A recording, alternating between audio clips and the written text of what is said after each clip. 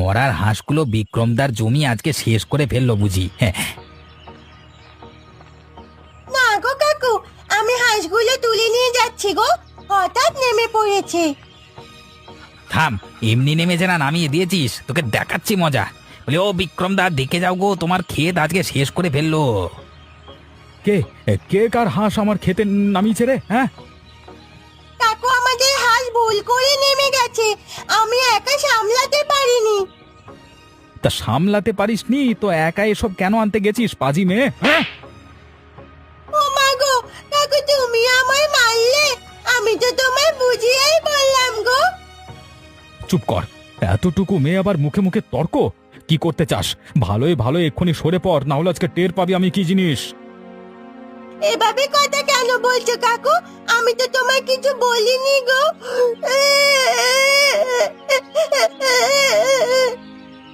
এতগুলো হাঁস আমার খেতে নামিয়ে আবার তর্ক করছিস?